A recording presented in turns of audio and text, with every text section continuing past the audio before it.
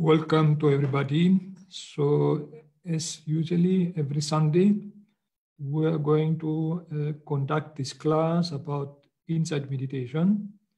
Other Sundays, we conduct about tranquility meditation, about this is regarding mindfulness of breathing and metta meditation. So today is the turn for the insight meditation. This class we have conducted in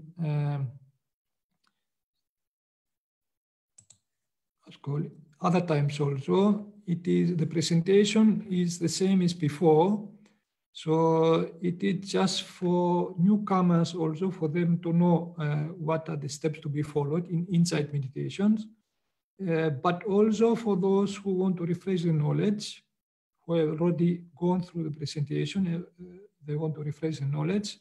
It is good to have a look at it. So it explains many details regarding insight meditation. Of course, the technique itself is simple. So I could have explained it within 5-10 minutes. So, but we're going to spend almost 1 hour, a little bit more than 1 hour to explain this, because it is good for somebody to have the background knowledge and all the to understand the source, the original source from where this insight meditation come. So as we explained other times also, insight meditation was first taught by the historical Gotama Buddha more than 2,500 years ago and is unique in its kind. In fact, it was through insight meditation that he himself achieved enlightenment and became a Buddha. Insight meditation exists today in its original form in Theravada Buddhism, which retained the Buddha's original teachings. The word used by the Buddha for this meditation is Vipassanā, which means specialized, expanded. And that is V, which is the preposition V, and vision, seeing, which is passana.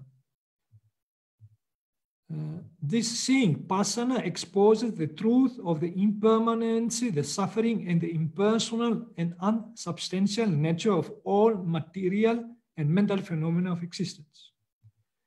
And indeed, Vipassana does not use the usual ways of meditation, but the systematic and methodical observation of material and mental phenomena for the penetration into the actual nature, that is impermanence, suffering, and not self. It includes exercise in mindfulness and awareness, which is called sati sampajanya, that are used to observe and understand the impermanent, unstable, transient nature of all mental and material phenomena, the attachment to which creates our suffering.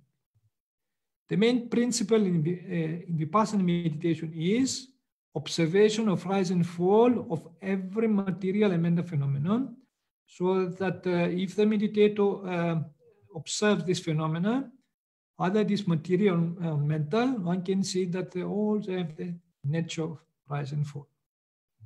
Vipassana observation is essentially to observe the rise and fall of every observed phenomenon, which indicates how the observation is to be developed to deepen understanding of the nature of mental and material phenomena under investigation.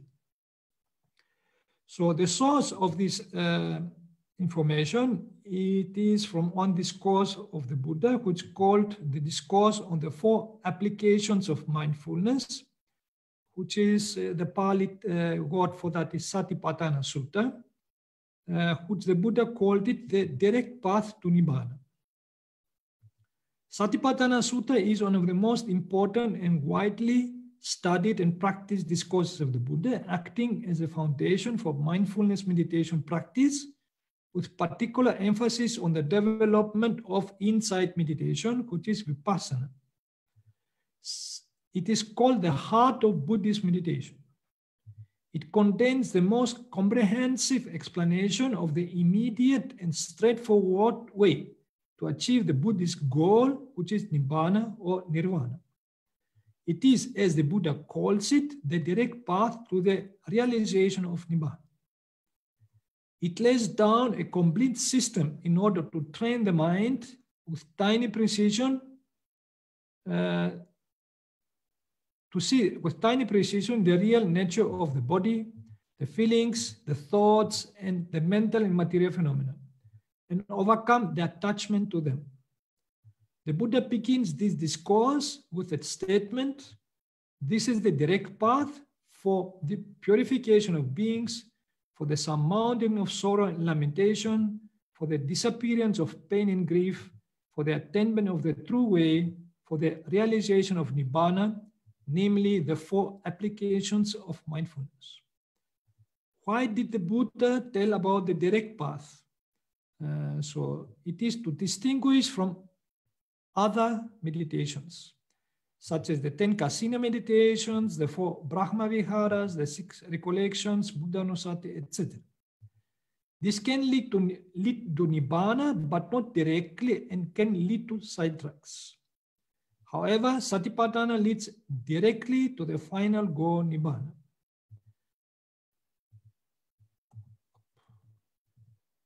Therefore, the purpose of the 4 applications of mindfulness is the purification, visuddhi, of beings from defilements and so forth.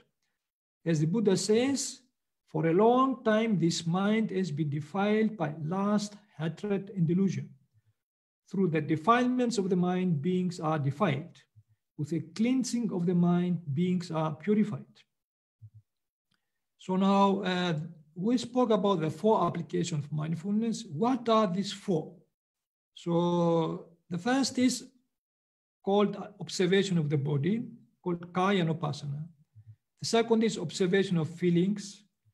And the third is observation of thoughts. And the fourth is observation of mental and material phenomena, which is called dhammanupassana. So therefore now this observation is done within us. It's not far from us, it is within us. That means in our body, in our feelings, in our thoughts and mental and material phenomena. And the observation is done with mindfulness and awareness. Therefore, it is observation of the body, feelings, thoughts, mental and material phenomena in order to see the nature of rise and fall. So therefore now, if you start observing this phenomena, so you can observe what is more obvious to your experience. If the body is more obvious, you can start observing the body. We're going to explain how to do so. If the feelings are more prominent, more obvious, more clear to you, you can start observing the feelings. If the thoughts are more clear, more obvious, more prominent to you, you can start observing the thoughts. And then if mental and material phenomena are obvious, you can start observing the mental and material phenomena. So how to do so? The Buddha gives detailed explanations. We're not short of details, so we're going to cover at least 1% of this explanation because the time is limited. Within 1 hour, even we can't explain everything. So therefore, those who are not familiar with this practice, it is good to have this background knowledge to have a better grasp of the whole practice. So now we start with observation of the body because the body is something very gross and many people can observe it better than feelings and thoughts who are very fleeting. So, and the Buddha explains how to observe the body. So, and he says here, one abides observing the body as a body, ardent, fully aware, and mindful. So, ardent means one should not be sleepy. One should be very alert in order to make the observation. And fully aware and mindful also means one should not be forgetful what one is observing. A person who is lethargic, of course, it's not possible to read even a book, let alone to observe this subtle phenomena inside our body. So Now, regarding the observation of the body, the breath is very prominent part of our body, which is all the time present and something grows in our body which we can start observing it. So this can be practice, observation of the breath can be practiced as mindfulness of breathing, as serenity, samatha meditation. But here the Buddha explains how to practice mindfulness of breathing as insight, Vipassanā meditation. So the way it is, now if we observe the body, our body all the time expands and contracts because we breathe in, breathe out. For the in-breath, you have to mentally note in-breath. This mental noting is very important for you to be aware, to be mindful of what one has to observe. And it is also good to remind the mind what is supposed to observe. Therefore, for each in-breath, you mentally note in-breath.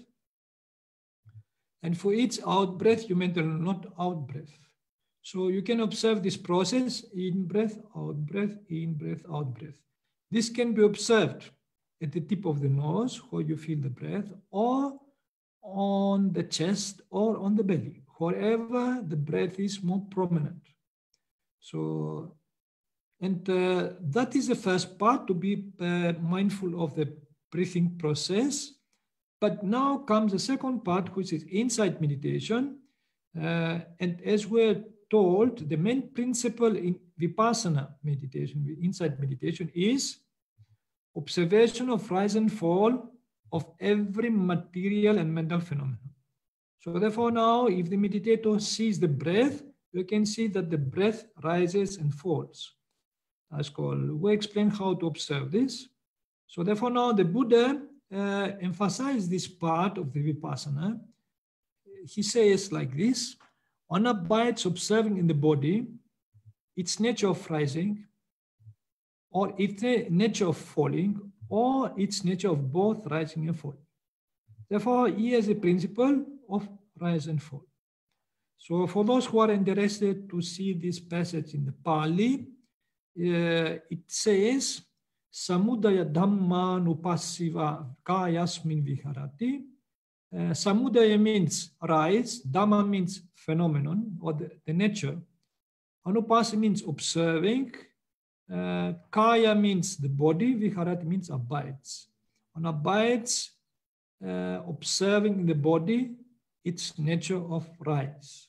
Then the Buddha also says, Vaya Dhamma Nupassivaka Yasmin Viharati. That means Vaya is the fall, Dhamma and the rest is the same.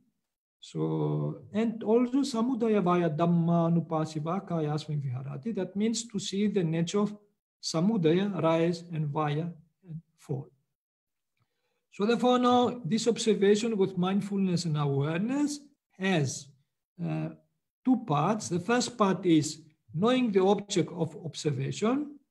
The second part is Vipassana, seeing its nature of rise and fall. And the object of observation here is the body. And the Vipassana is to see its nature of rise and fall. Therefore, only to mentally note in breath, out breath, in breath, out breath, it won't constitute what we call Vipassana. It is just a it's called observation, but without the Vipassana part. So in order to practice Vipassana, on see this rise and fall, give emphasis on the rise and fall of the breath, for example, in this context. So therefore now, for the in-breath, there is expansion, if you observe in the body. This is the rise. And for the out-breath, there is contraction. This is the fall. So therefore, for every expansion, you can mentally note rise. For every contraction, you can mentally note fall. And this repeats itself. I try to give emphasis also this rise and fall. So, and this is continuous. For example, for the in-breath rise and for the out-breath fall, this is a continuous process. So try to see this continuous rise and fall in the body. So then, therefore now for the in-breath, you mental note in-breath and try to see the rise of it. For the out-breath, mental note out-breath and try to see the rise of it. And after some time, try to concentrate only on the rise and fall. So then this observation can be done here at the tip of the nose, on the chest, on the belly, but it can be done just on the tip of the nose only. For those who are familiar with observing the breath in tip of the nose. Therefore, for the in-breath, if you mental note, you can mental note in-breath and try to see the rise of it. For the out-breath, try to see mental note out-breath and try to see the fall of it. So, therefore now in-breath is the rise, out-breath is the fall. This is how to see it in a gross manner. But you can see in a more detailed manner. It means for each in-breath, there is rise and fall. That means when the air strikes the nostrils, that is the beginning, which is the rise. When it stops touching the nostrils, so that is the end, that is the fall. So in the in-breath itself, we can see a rise and fall.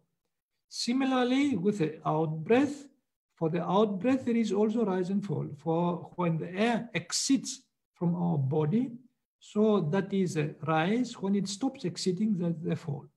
Therefore, this process has a beginning, there is an end. The beginning is a rise, the fall is the end. So, and you mental note in breath, try to see the rise and fall. Mental note out breath, try to see the rise and fall of it. So this is how to observe the breath, which is very simple. So, but there are other ways how to observe the body, because the breath is not only part of our body. So there are other ways how to observe the body. In this way, the Buddha explains about the movements we do. For example, if we walk, so there is a lifting, moving, placing of our legs. So for every lifting, you can see the rise.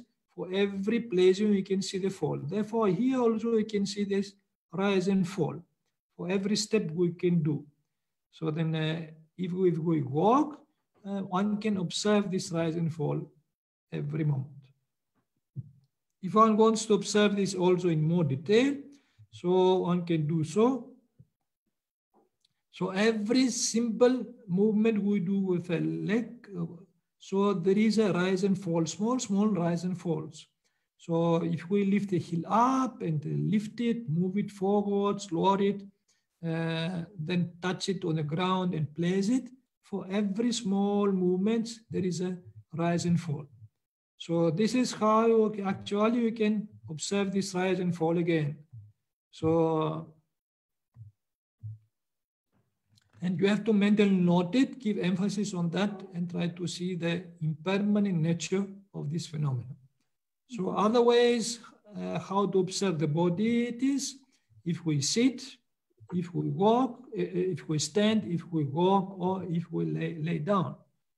During sitting, you can see the rise and fall. The time before you sit, you start preparing to sit. That is the rise of the sitting position. So if you get tired sitting on that position, that is the fall.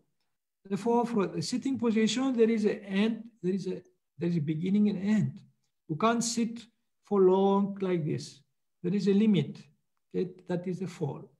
So therefore, our sitting position also has this this nature of rise and fall. Standing also, we can't stay for a long time like that. There is a limit. So the time we start standing, that is the rise. The time when we stop standing like that is the fall. That is how I can observe the rise and fall. For the walking also, we can't walk forever like that. There is a limit how much we can walk. So the beginning is the rise and the end is the fall. So therefore, here walking also can be taken as an object of meditation in order to see this rise and fall. So lying down, similarly, there is a limit how long you can lie down like that. So the beginning is the rise and the end of it is the fall. So the time you change the position, so that means there is a fall of this process of the position. This is how one can observe the body in the movements, different movements. Other ways, it is to see it, to see the body from the point of elements. For example, in this body, there is solidity, liquidity, heat, and wind. And this change from moment to moment. That is one way how to observe the heat, for example, it changes in our body. The wind element changes in our body, the liquid element and solid element. This is how to observe the rise and fall of this phenomenon. So by doing this practice, so one comes to a certain conclusion slowly. So which is the inferential knowledge. So then now what we explain with the observation is the direct knowledge. One get direct knowledge of this nature of rise and fall.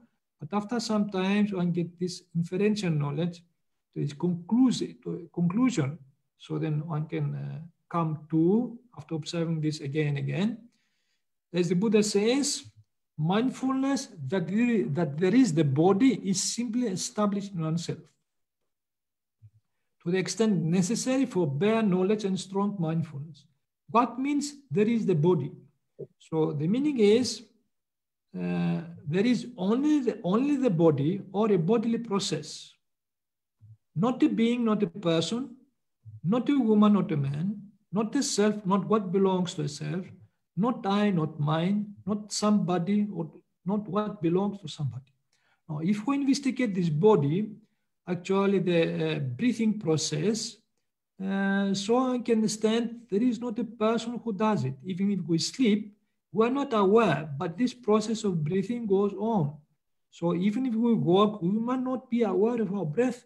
We don't tell ourselves, breathe in, breathe out, command. We don't command the breathing process. This goes by itself. So therefore now this process is a process. It's not a being, not a person. It's not a Mr. John or Mr. George. It is, as called, it is a process. We have to see it plainly as a process. It's not a self, not what belongs to a self. And if we investigate deeper this body, so actually this body, we borrowed it from our parents because the DNA we have is not ours. We got it from our parents. So, and we can't tell also that it belongs to our parents because our parents got it from their parents and their parents from their parents and so forth ad infinitum. So to whom this body belongs? It is actually, it's not to somebody. It's not the self what belongs to the self. It's just a process, the DNA process, which we are borrowed and we have to use it and have to discard this body after some time. So by looking at it, so one sees this body as a process, not try to identify oneself with this body, it's called, not to get attached to this process as me, myself, mine, and so forth. This is what we usually do and we suffer because as soon as the body changes, we become completely confused, stressed, and so forth, because this body is something permanent and is going to change. We have a relative control of it, not absolute control.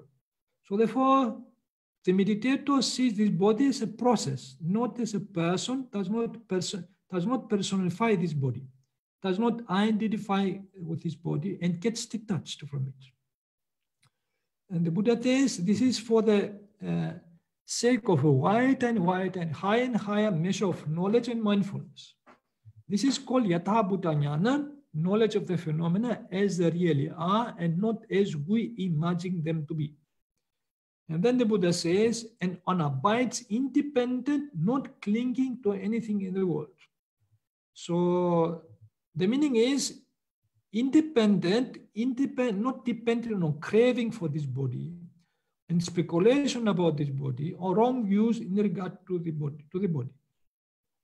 Not clinging to anything in the world and does not cling to any body that this is myself or what belongs to myself. So this is how one can come to the inferential knowledge by direct observation, not by speculations. So direct observation, what the Buddha emphasizes, is a scientific way in if one wants to observe a phenomena and come to know its true nature.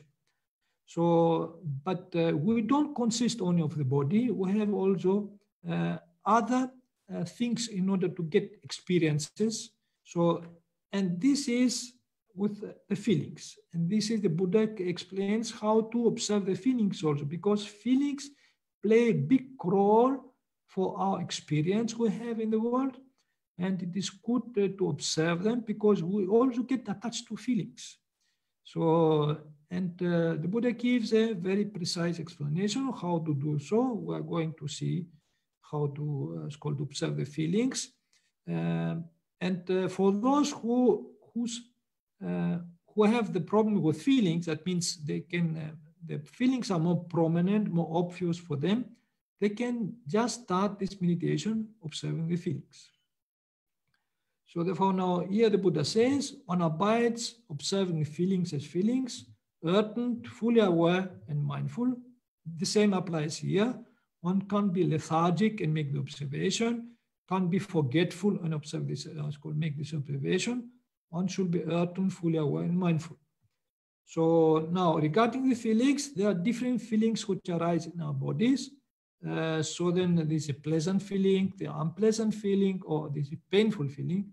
Can be neutral feeling, or can be feeling connected with material stimuli, feeling connected with immaterial, spiritual, meditative stimuli.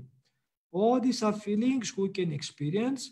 So the Buddha explains many other kinds of feelings which can arise, but these are the most prominent, and we're going to explain them at least briefly. So here the Buddha says how to do so. When feeling a pleasant feeling, one understands, I feel a pleasant feeling. When feeling a painful feeling, one understands, I feel a painful feeling. When feeling a neither painful nor pleasant feeling, one understands, I feel a neither painful nor pleasant feeling. This neither painful nor pleasant is actually the neutral feeling. It does not has a quality of pain or pleasantness. So these feelings can be experienced, and we try to see how to observe them, not only to be aware of them, but also to see the nature of them. This is the second part, which is the insight meditation, Vipassanā. Here, in this case, the Buddha says, one abides observing feelings, the nature of rising, or the nature of falling, or the nature of both rising and falling. It is a basic principle of Vipassanā to see the rise and fall of these feelings. So because these feelings do not last for long, they have certain limit how much they can last. So therefore now one can see the impermanent nature of these feelings. By seeing the impermanent nature does not identify with these feelings, does not get attached to these feelings. So in this observation with mindfulness and awareness, as we have explained, it has two parts. The first part is knowing the object of observation. The second part is Vipassanā, seeing its nature of rise and fall. In this case, the object of observation is the feelings, and the Vipassanā part is to see its rise and fall. So now, because some of these feelings, also they arise and they fall, but there are certain feelings who they last, do not fall immediately. Means they stay for some time and then only fall. That's why the Buddha explains how to see the staying period also, when the duration of these feelings. Here he explains, here one knows feelings as they arise, as they stay, and as they disappear. So therefore now the Buddha gives here the perspective so that the meditators can see also how these feelings, they stay sometime and they fall. Therefore now if you have feelings which you experience, whom they don't fall immediately but they stay, you can mentally note staying as long as they stay, and after you can mentally note fall as soon as they fall. So therefore now this observation of the feelings, you have this unpleasant feeling. If it comes, to you, so you can see it if it is on the knee, or it's called on your hand, on your shoulder, on your head. So whatever part of the body it is, you try to identify the spot where it is and try to mentally note it. It's unpleasant feeling. So then, so if this unpleasant feeling disappears, so you can see how it rises and falls, rises and falls. So that is to try to see the rising, staying and fall. As soon that feeling rises, stays and fall. So if other feelings also do the same, it's called they rise and fall. So you can try to see the rise and fall of it. So then, and the other feelings and so forth, it may be on the shoulder. So you can see how this feeling rise and fall. So try to mentally note it and it's called observe it. If it is on the head, so it's called you trying to see how this feeling rise and falls. So and try to contemplate it, see how the impermanent nature of these feelings. So then, and mentally note rise, staying, fall. As long as they stay, you can mentally note staying. After they fall, you mentally note fall. So with pleasant feeling, also something similar can happen. If the unpleasant feeling goes away, so then there is, as called, the pleasant feeling may arise. Pleasant feeling means you can get some relief. So in that case, and you feel nice. You think, oh, how nice. So then this unpleasant feeling has gone now, and I feel so good. So now this, it is a pleasant feeling. And we can see also, observe it. Yeah, it's called the same way if you have your hand. So maybe pleasant feeling arise after the unpleasant feeling disappears. On your shoulder, maybe a pleasant feeling arise, maybe it's called unpleasant disappears. So in the same way on your head, if unpleasant feeling disappears, then pleasant feeling may arise. Therefore now, whatever part of the body is called unpleasant feeling arise, you mentally note it. That is the first part.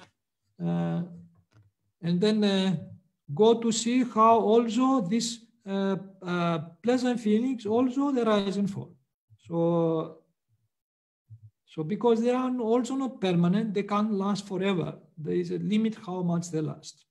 That case is called you mentally not rise, staying and fall as long as this feeling rise and falls. So in mental note, rise, staying and fall. If you have a pleasant feeling in your hand, try to see the impermanent nature of that, how it rises and falls.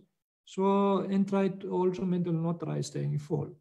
If it is on the shoulder, for example, pleasant feeling, try to see mental note, pleasant feeling.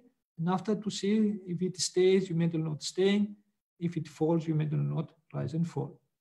If it is in your hand, similarly, so try to mentally note pleasant feeling. So then as long as it is last, you may note it staying. If it falls, you mentally note fall. So now with neutral feeling, it is that if there is, for example, pleasant feeling and then it disappears, there is nothing there. That is the neutral feeling. You have neither pleasant nor unpleasant feeling.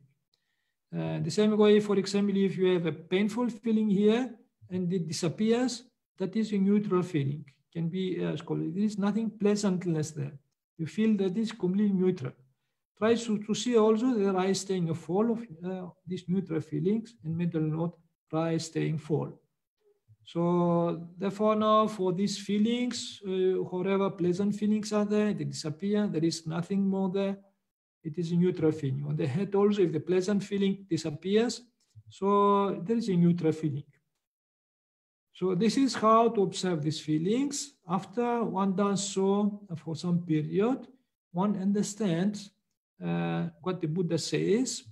Mindfulness, that there is the feeling, is simply established in oneself to the extent necessary of bare knowledge and strong mindfulness.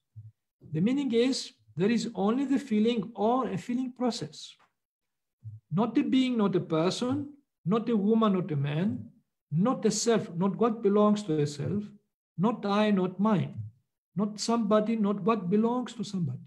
Because if one see these feelings for after long time observation, one can see that many of these feelings, we don't tell them to come. We don't tell them to stay. We don't tell them to go. They come, stay, and go by themselves. So therefore, who is this? If the feeling is me, that means I'm coming, I'm staying, I'm going.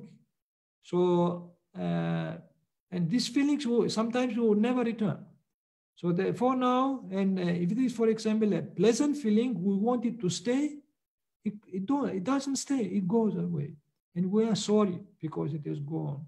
So if it is unpleasant feeling, we want it to go, and it does not go. So how much control we have of it? So therefore, this is by observing this feeling, one can understand there is not a person, it's just a process. So it is a feeling process which arises certain conditions, because of certain conditions which are in your body, heat and so forth. So they arise and fall. They don't stay forever. So this is for the sake of a wide and high and higher measure of knowledge and mindfulness. This again is called Yata Bhuta Jnana, knowledge of the phenomena as they really are and not as we imagine them to be. And one abides independent, not clinging to anything in the world. The meaning is independent, not dependent on craving regarding these feelings, on speculation, wrong views in regard to the feelings. So not clinging to anything in the world that does not cling to any feeling that this is myself or what belongs to myself. So another way how to observe ourselves, it is with the thoughts, because it is not only feelings we have not only a body, but we have also thoughts who come in our mind, ideas, worries, and many other thoughts. This is regarding the observation of the thoughts. This is the third application of mindfulness. Therefore, now those people who are very preoccupied with their thoughts, if they sit for meditation, they close their eyes, they can't feel the breath. They can't feel anything in the body, but they can observe the mind is very, very busy with thinking about this and that. So, and it can be anger, can be desire, can be delusion who comes in the mind. So, and they get preoccupied with that. If that is the case, they can start directly observing the thoughts. And the Buddha says how to do so. Here again, he emphasizes that one abides observing the thoughts as thoughts, urgent, fully aware and mindful, so as before. So, and he gives details how to observe these thoughts. So if there is desire in us, the Buddha tells, one understands a thought with lust or desire, raga, as a thought with lust or desire. Some parts of our thoughts can be because of desire. So therefore now, if such is the case, one should become aware of it. But because these thoughts also change, our desires are not permanent, can change. Now the Buddha says also about no desire. He says one understands a thought without lust or desire as a thought without lust or desire. For example, if we crave for an object, but after some time we don't want it, we get somehow fed up with it. So there is no desire. This is to see the contrast, because the time we crave for something, we desire something, we lust for something, there is tension in our mind, there is agony to get it. So, but once this desire goes away, there is calmness in our mind, there is peacefulness in our mind. So here it is, we try to observe, we don't try to push things away from us or to pull them, to manipulate them. Try to see how our mind works and how it produces stress in us and how it gives calmness in us. But in both cases, we can going to see that desire or no desire, they are all impermanent. They also rise and fall. So therefore, it's not to be aware of the phenomenon, what to observe, but to see its impermanent nature of rise and fall. So this is how to observe desire or no desire in us. Another way it is if there is anger in us. So then the Buddha says, one understands a thought with hate or anger is a thought with hate or anger. Or the opposite of it is no anger. One understands a thought without hate or anger as a thought without hate or anger. So if we have hate or anger inside our mind, there is tension. But if that anger goes away, there is some calmness. So to see the difference between that is just for contrast. But as we're going to see, one has to observe that both anger or no anger, they're also impermanent. There is nothing fixed in them. They also rise and fall. So another thought which can be with delusion, the Buddha says, one understands a thought with delusion as a thought with delusion. So now delusion is can cover many thoughts like worries, doubts, imaginations, daydreaming. So when the mind, it is confused. Delusion in this context can be confusion. So the mind is confused. It is uncertain how to do this, how to do that. It is like a person who stands on the crossroad and does not know what direction to take.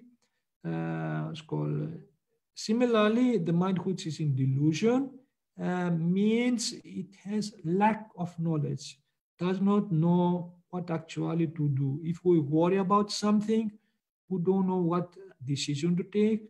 If we doubt about something, if we fantasize about something, the mind is scattered all over, confused and so forth. It has no direction. So all these thoughts are called thoughts with delusion. So then one can actually call them thoughts with confusion, no problem. So then in this case now, if there is such thoughts there is tension, but after these thoughts go, there is a state of no delusion, and the Buddha says one understands a thought without delusion is a thought without delusion. So here also, delusion means some tension in the mind, no delusion means calmness in the mind. So, but in both cases, one can see that they are both impermanent, they are not lasting forever. So therefore now, that comes now the insight meditation Vipassana in order to see the rise and fall of them. Here the Buddha says, one abides observing the thoughts, the nature of rising, or the nature of falling, or the nature of both rising and falling. Here again, the principle is the same to see the rise and fall of them. And as well already mentioned, observation with mindfulness awareness has two parts. The first part, it is the knowing the object of observation.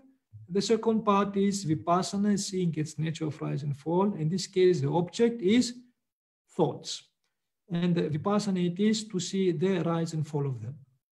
So because some of these thoughts, all through their rise, they stay for some time. They don't vanish immediately. So the Buddha says how to observe between the rise and fall, the stage of staying. So here he says, on those thoughts, as they arise, as they stay, and as they disappear. So here one can see that there is a rise, staying, and fall of these thoughts. Some of these thoughts, they don't fall immediately. They last for some time. That is a staying period. And after only they fall. As long as they last, one can mentally not staying. After they fall, one mentally not fall. So then, therefore now regarding these thoughts, if you can't know exactly what a particular thought is, you may grossly understand it as thought or thoughts. So then grossly you can understand it because you can't identify whether this thought with desire, with anger, or delusion. You try to understand it only grossly and mentally, not thought or thoughts.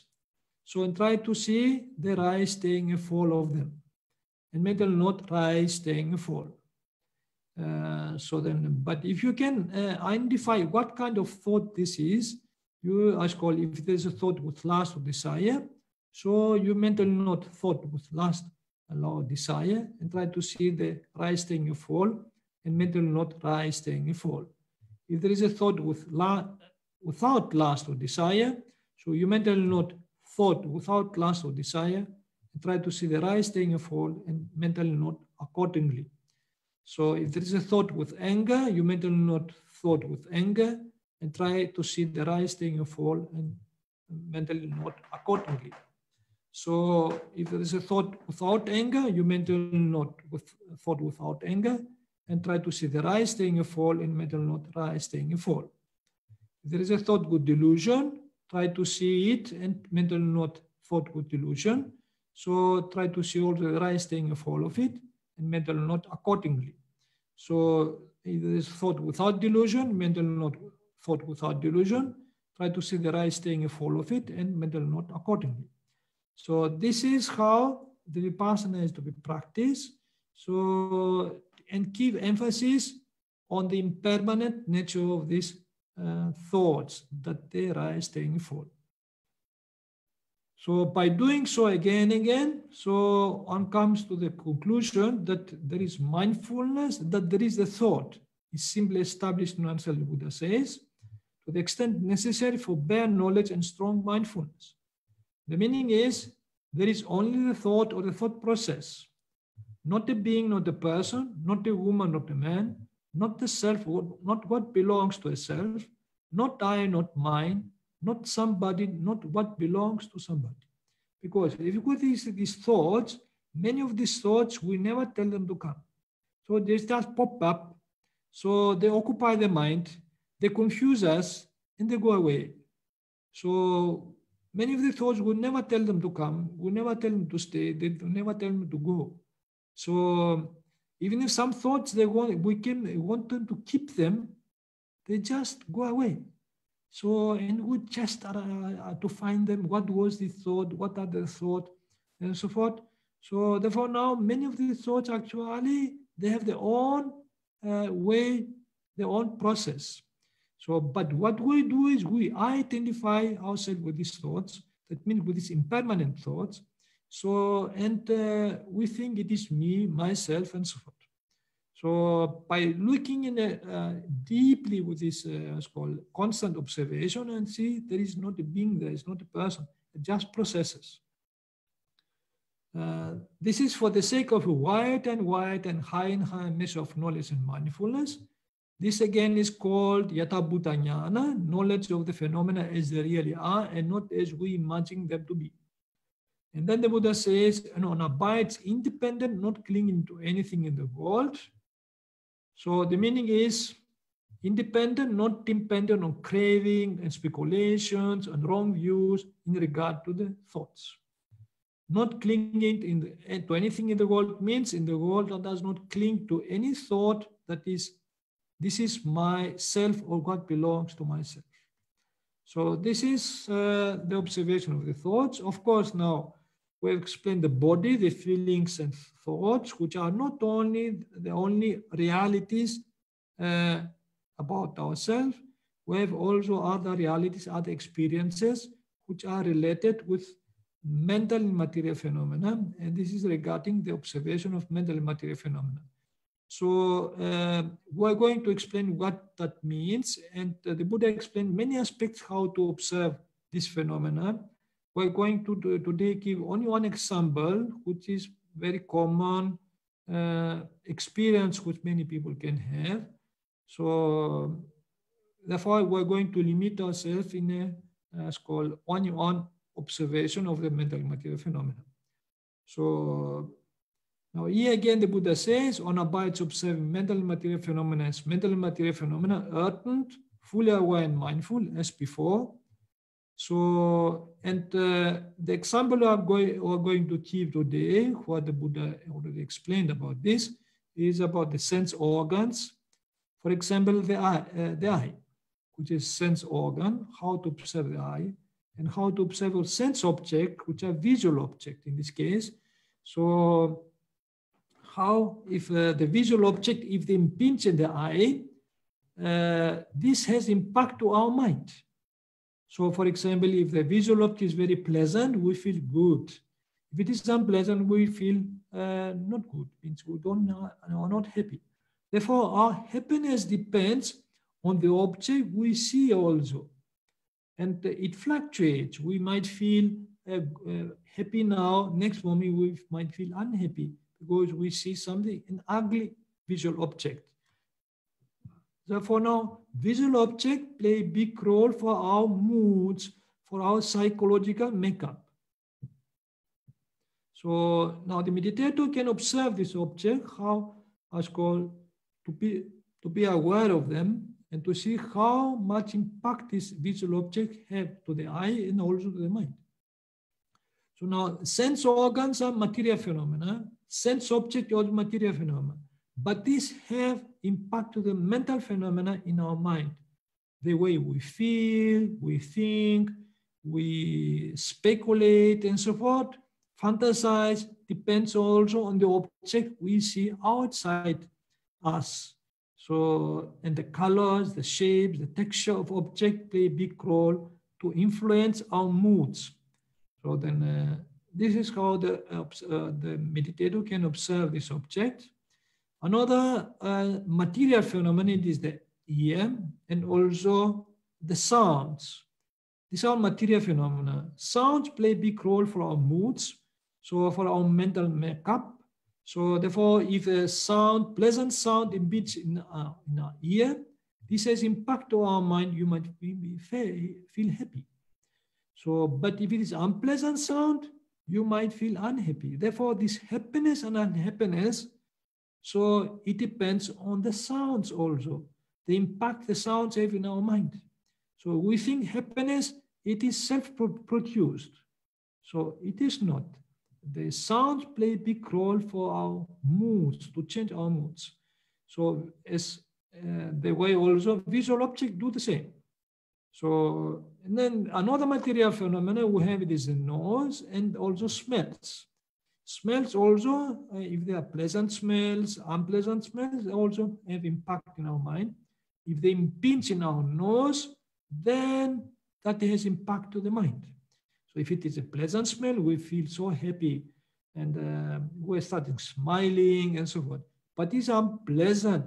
We just try to shout, we get angry sometimes because of the bad smell. Therefore now this, the meditator can observe how impact smells have in our mind, how we get influenced by the smells also. By material phenomena, as called how impact they have on the mental phenomena, means the mental moods, as called the dispositions we have. So then another material phenomenon is the tongue, that is internal material phenomena, and the external material phenomena, which is the tastes. So if we eat something which is very pleasant, we feel so good and happy. We smile, we want to crack a joke with other people who are very nice and so forth. But if it is unpleasant, we just shout at others and so forth. You get so angry. Therefore, now tastes play a big role the way we feel. Therefore, if they impact in our tongue, that is also impact to our mind. So in the same way with the body, so there are things which will come into contact with the body, with a tangible object. If they are soft, we like them. They are very harsh and rough and so then we don't like them. Therefore, our happiness depends with the contact who's come with tangible object. For example, nice bed sheets, nice pillow, or nice clothes will come in the body and so forth. Whatever we touch, that is impact on our mind. If it's unpleasant, we feel happy. If it's unpleasant, we feel unhappy. Therefore, tangible object, if they come in contact with our body, have also impact on our mind. So the idea is how you can see material and mental phenomena, they correlated.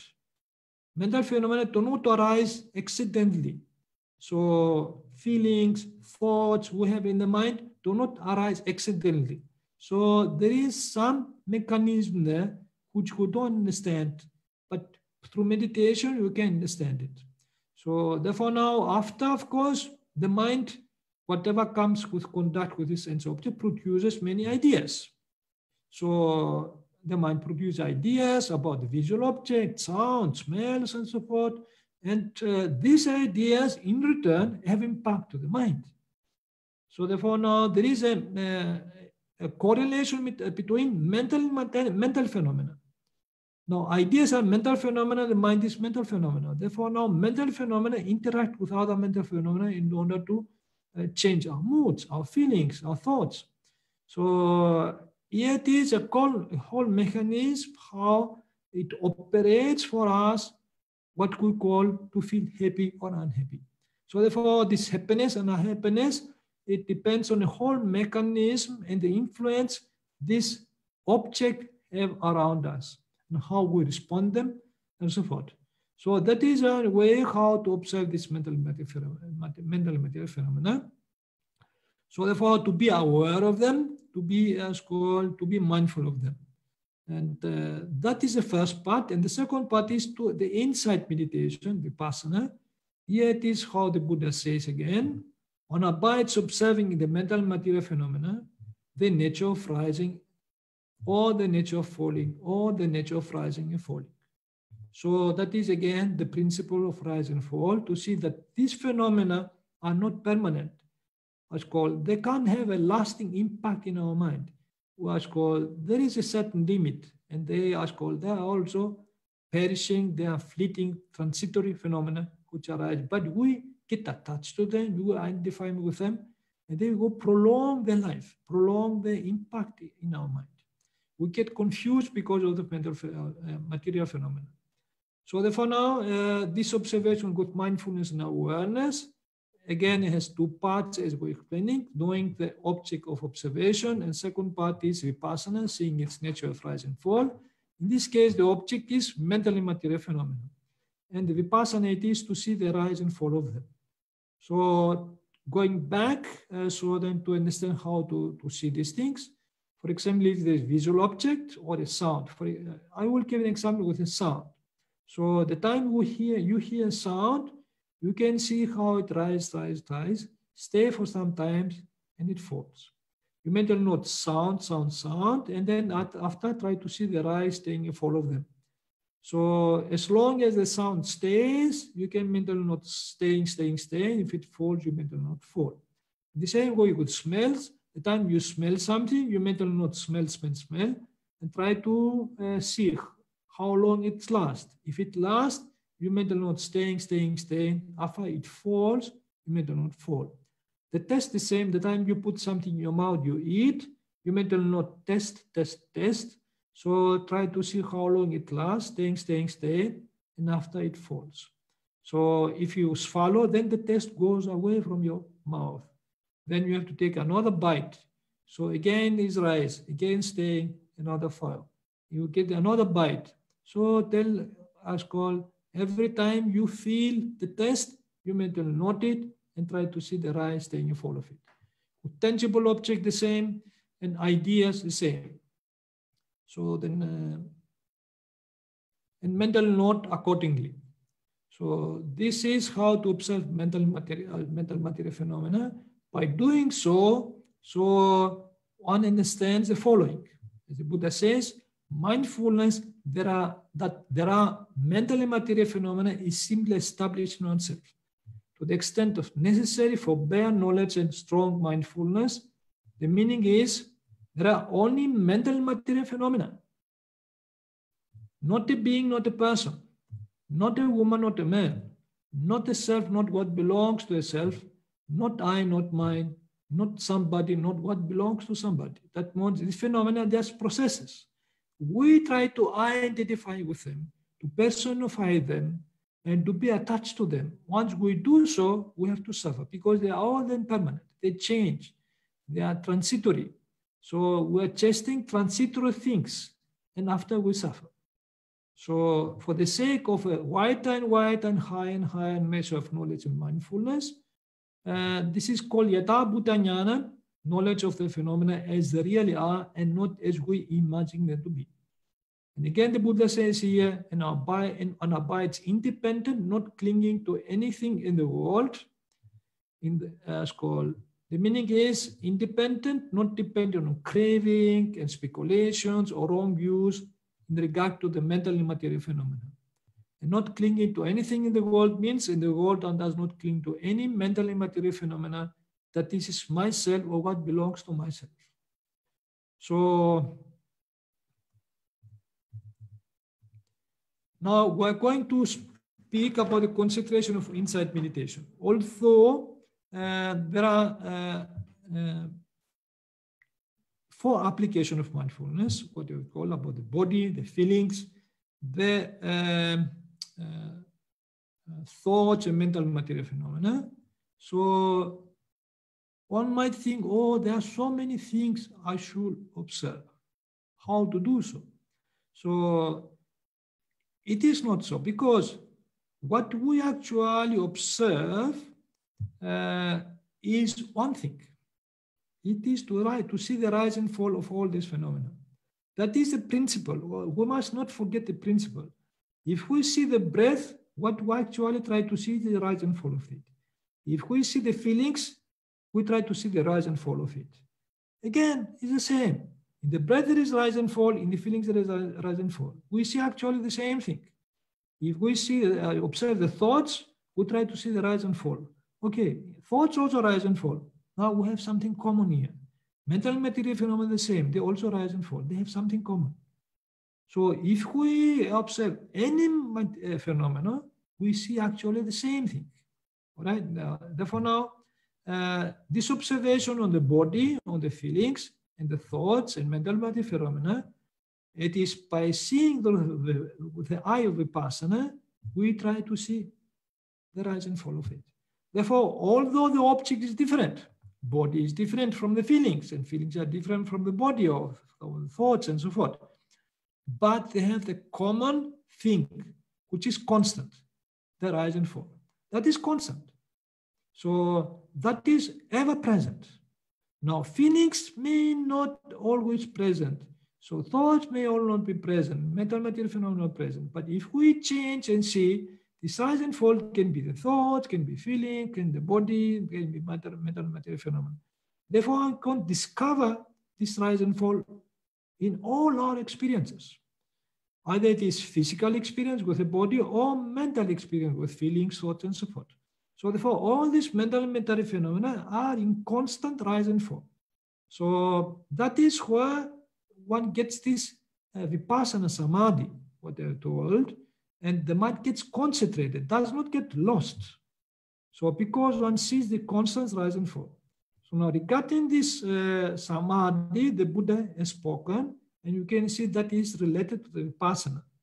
Here the Buddha says, and what is the development of concentration, Samadhi Bhavana, that leads to mindfulness and awareness, Sati Sampajanya. Remember this word, we studied with Sati Sampajanya, mindfulness and awareness.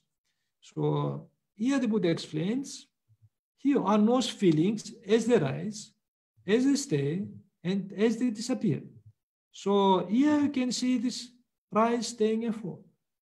So that is the Samadhi, because this you can see in the feelings, but we can see in other aspects. The Buddha gives other examples. One knows perception, sanya, as they arise, as they stay, and as they disappear. Here again, rise, staying, fall. And the thoughts, one knows thoughts, as they arise, as they stay, as they disappear. Here again, rise, staying, fall. Therefore, rise, staying, fall is constant. Whether you see in the feelings, perceptions, in the body, in the thoughts, is constant. So there it is where the mind, as called, gets concentrated. That's why the Buddha gives the Samadhi. So the mind does not get lost. Because this is a common characteristic of all phenomena of rise, staying, fall. So now regarding this rise and fall, the Buddha has not spoken only in Satipatthana Sutta. He has spoken about it in many other discourses. One famous stanza he has uttered in Dhammapada, he says, even though one should live 100 years without contemplating how all things rise and fall, yet better indeed is a single day's life of one who comprehends how all things rise and fall. So, and the last words of the Buddha were, all phenomena have the nature of fall via Dhamma. So try to understand this with diligence. So therefore now, those who attend this knowledge of rise and fall in the full-fledged meaning, they have attained the attainment of the stream entry. This is called Sotapannahood. This is the first time one attains Nibbana. So what do those disciples who have attained this attainment understand? So those who attain Sotapannahood understand whatever has the nature to rise, all that has the nature to cease, to fall. Here's the Pali text for those who want to check it. Now, this statement appears every time somebody declares about his Sotapannahood. So he understood this basic principle, universal principle in all the mental phenomena. So that's why it is a stream to this understanding. This understanding is also called the eye of the Dhamma, Dhamma Chakku. That is the eye of the true nature of all phenomena. The true nature of all phenomena, it is whatever is the rise, the nature of to rise, all that is the nature to cease, to fall. So therefore now, having seen this truth through the observance of rise and fall, and Sotapanna has severed the fetter of self-identity view or personality view, and the fetter of skeptical doubt, vicikicca, and also the fetter of adherence to rules and austerities, with the belief that only this can bring about purification, liberation.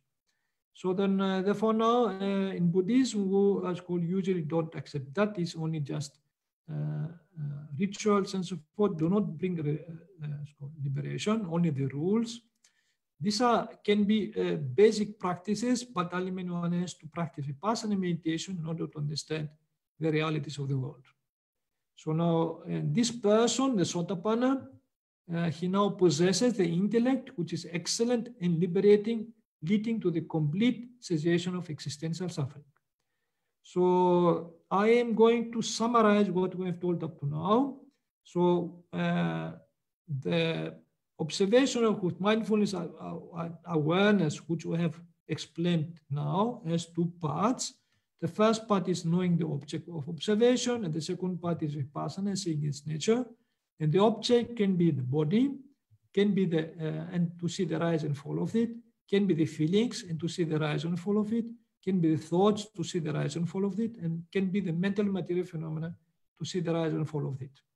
So for now, this observation on the body, the feelings, on the thoughts and mental material phenomena is not only to observe them in a plain way, but also to see the Vipassana part of them, which is the rise and fall of them. So, and you can start observe what is more obvious, evident, noticeable to your experience.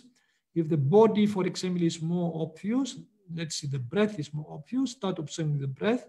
If the feelings or the thoughts or the mental material phenomena are more obvious, you can start observing the feelings. So you can go back and forth. For example, while you observe in the body, slowly the feelings become more prominent. Maybe there is some intense feeling arising in your body, which become more prominent. And you can't feel the breath anymore because the mind is preoccupied with the feelings. Then you can go observe the feelings and see how also they rise and fall. As the breath rises and falls, the feelings also rise and fall. You actually don't change much. Also the object is different, the principle is the same. What you see in the body, you can see also in the feeling. You don't see much difference. So if afterwards the feelings disappear and the thoughts become more prominent, you start thinking about these things, you can go observing the thoughts and try to see the rise and fall of them. And then you can understand, okay, there is rise and fall in the body. There is rise and fall in the feelings, but also in the thoughts there is rise and fall. Ultimately, you observe actually the rise and fall here also. So this is something similar with mental and material phenomena. If they are more prominent, you can go observing with them. If they disappear, so they are no more there, you can't notice them. You can, maybe thoughts are more prominent, you can go back to the thoughts. Or if the thoughts are no more there, the feelings remain, you can go back to the feelings. If the feelings are not there, you can go back to the body. In this way, you can actually go whatever it is more prominent and change accordingly. So whatever it is more noticeable to your experience. So now regarding the breath, just to repeat what you already taught for you to remember. For the in-breath, you mental note in-breath and try to see the rise of it. For the out-breath, mental note out-breath, try to see the fall of it. So you can observe it on the tip of the nose, or the chest, or on the belly. So wherever you feel it better.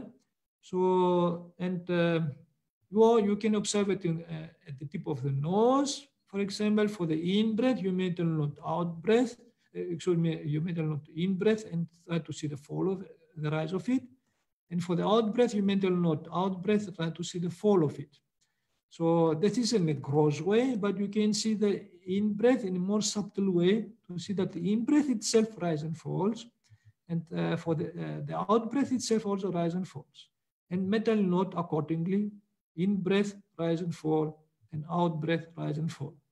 So in regarding the observation of feelings, for pleasant feeling, unpleasant, painful feeling, or neutral feeling, try to see the rise, staying, and fall of them. The mental note accordingly. So for the observation of thoughts, if there is anger, desire, delusion, try to see them. If you can't see what thoughts are there, you mental note only thoughts or thoughts. So, and try to see the rise, staying, and fall of them. And mental note rise, staying, and fall. For the observation of mental and material phenomena, so try to see what is the impact, the stimuli you get from this material phenomena. If the sound, for example, you try to mental note sound, sound, sound, and try to see how it rises, staying, and falls. And mental note rise, staying, and fall. The same with smell, with taste, with tangible or visual object, and ideas. Ideas can be pictures you might have in your mind. While you're meditating, maybe a picture comes in your mind and it sticks. You try to mental note image, image, image. So try to see how it slowly, slowly fades away and falls. As long as it stays, you mental note staying, staying, staying. After it falls, you mental note fall. So this is how the practice has to be done. As I told you, this meditation can be explained within 5-10 minutes. So then I spent this time to cover many aspects for you to have a better grasp